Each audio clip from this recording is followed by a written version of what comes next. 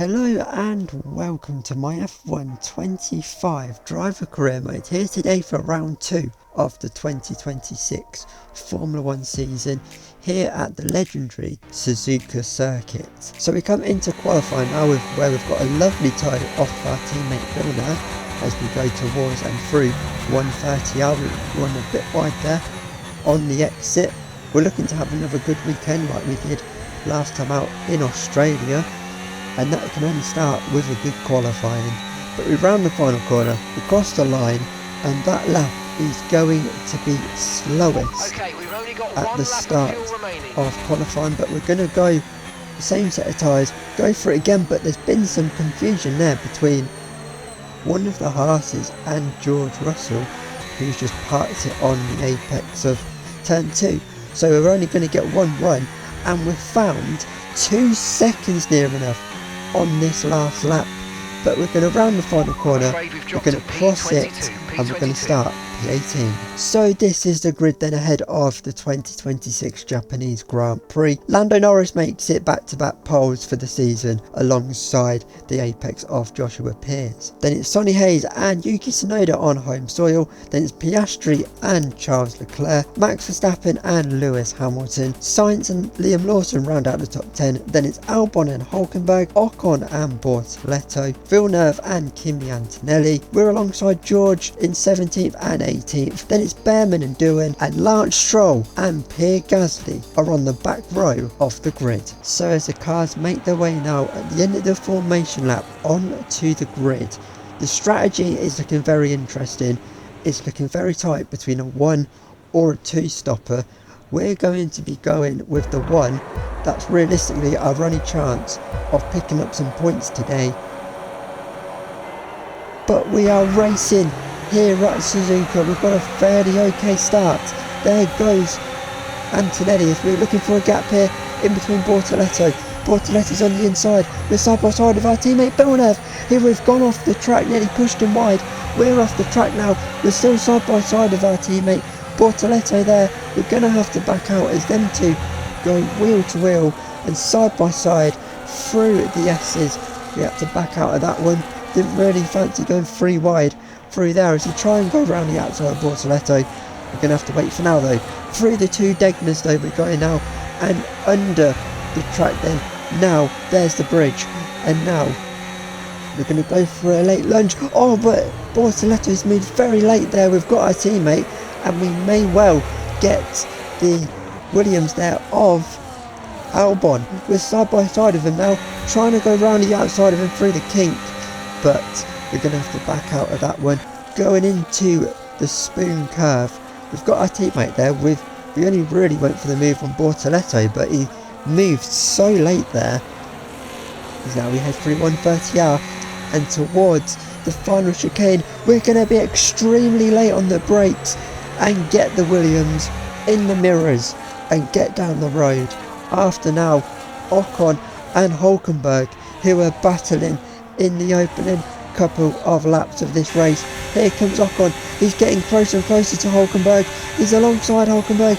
Are they going to go side by side through 130R? No, they're not. They're going to back out that one, and that's allowed us to close in. We've got Hülkenberg. Ocon locks up. We've made contact with Ocon, but we are through, and there's 2 more positions gained on the opening couple of laps of this Japanese Grand Prix. Hülkenberg now though wants that place back from the Haas, a car he used to be in, and he's got Ocon there, his Haas replacement from a couple of seasons ago now. Good move there by Hülkenberg, but Ocon is not having any of it as we started to pull away from these two. Ocon's going to have him back here, and this time they are going to be side by side through 130R. It's Schumacher, Alonso, and Ocon gets the job done on the Sauber, and now can get down the road potentially after us.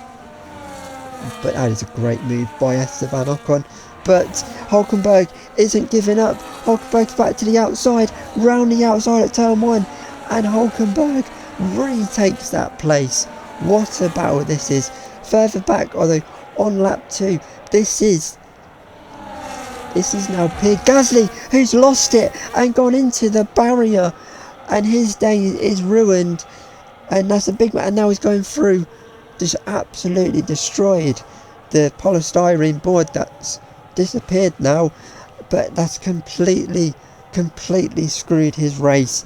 You can see the damage to the front wing as he's hit the barrier. He's done what Albon did last season, a bit further around the lap though. This is a replay of how he did it, and he's just dropped the rear. Maybe he got caught in a crosswind with the outwash of the aero in the dirty air, but very easy mistake to make there, Gasly, and that's completely ruined his race. And now he is going to have to pit for a new front wing. You can see the state of the tyres as well, and we've already seen the state of the front wing. But now, this was the battle we were slowly catching on lap 8 here between Hamilton and our rival Liam Lawson. Lawson gets the job done on Hamilton. That was coming for a long time. We just couldn't get close enough to have a go, but we're alongside Lewis Hamilton now.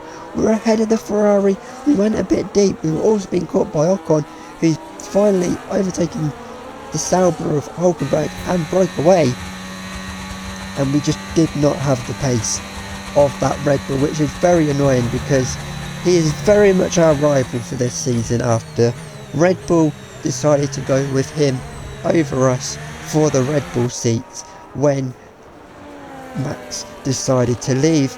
But into the pits at the end of lap 10 does come Liam Lawson, sets us free. We were quite some way behind us though, and we were pulling away from Lewis Hamilton. But what is going on the Red Bull here? Is he one stopping? Is he two stopping? And he's two stopping because that is the soft tyres on that car. Now on to lap 13, and the tyres were starting to go a bit. They still felt alright. The one stop is hard to overtake around here, so even with a tyre offset I think Lawson's going to struggle on that two stop, but we'll see how the race plays out as we were continuing to just pull away from the Ferrari of Lewis Hamilton.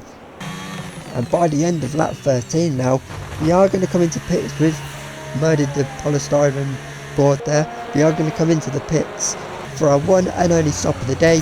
The medium tyres will go off, the hard tyres will go on to get us to the end of the race, the last 13 laps. It's a good stop, 2.4 seconds. We've been followed in by the Ferrari of Lewis Hamilton. We have, unfortunately though, lost out to Liam Lawson by some distance and Ocon, but our race comes later with them because they are both two stopping, as behind us Albon has got past Hulkenberg, and we were struggling to get these hard tyres working in the opening couple of laps, and we fell back into these two, and we just had absolutely no defence for Albon to get us before we even got to the first corner. We just about fended off the Sauber of Hulkenberg, who's been right in the action all the way today, and then we just fell back from Albon. We were still in the DRS, we just could never get close enough to have a go. It was one of those races. But now we could skip on to lap 18. This is Charles Leclerc nearly having the front of his car ripped off from his teammates, as Leclerc and Max Verstappen have both pitted now.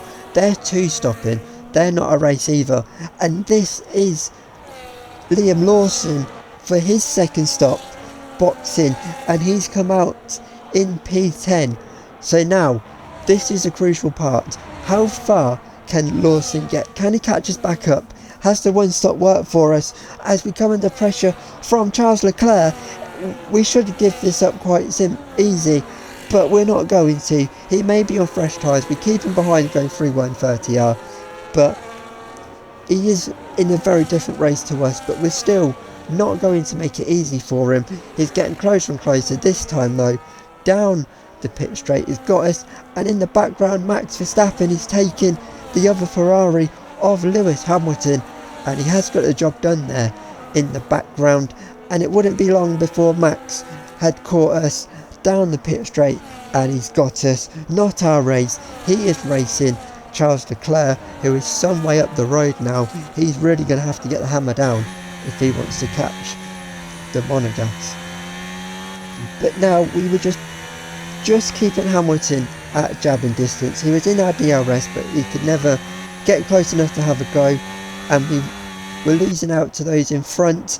But this now though, lap 27, going on to the final lap of the race, Lawson has climbed all the way up to P9, just behind us P10. He's caught everyone up who was one stopping. He's got Hamilton, and now on the final lap he's coming after us as Sonny Hayes makes a mistake at the hairpin and has gifted his teammate the lead of the race on the final lap of the race.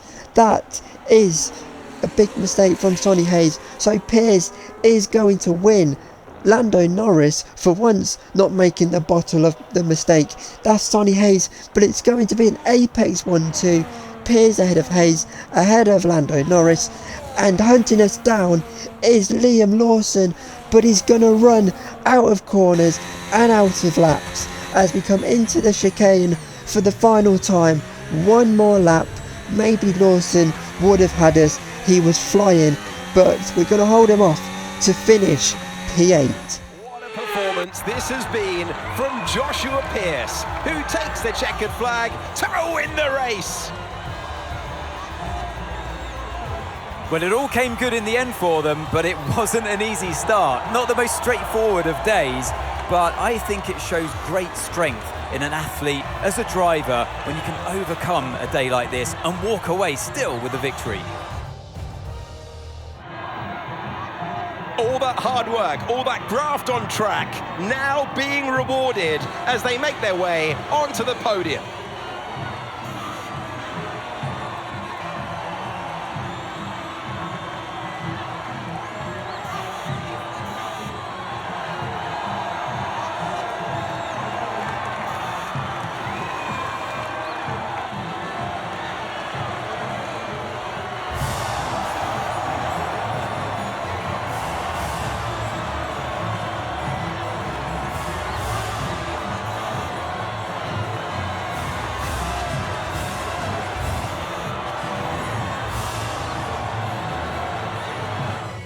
So that's been your Japanese Grand Prix then, won by Piers, beating his teammate on the final lap after that mistake from Sonny Hayes. Lando Norris gets on the podium as well, finishing P3. The top three so close to each other there on that last lap. Lando just beat his teammate Oscar Piastri, who is P4, and Yuki Tsunoda on home soil rounds out the top 5. Our race P18 to P8 is not a bad result. It's very much a reality check after what happened last time out in Australia. The one stop worked, we just kept Lawson behind. That is the only car I'm bothered about beating this season. One more lap though, he would have had us. Down at the back then, everyone finished today, but Pierre Gasly, after that little spin, finished a lap down and last today. So this is what it means in terms of the Drivers' Championship now, and that means Piers has taken over the lead of the championship by 5 points over his teammate Sonny Hayes. So that lockup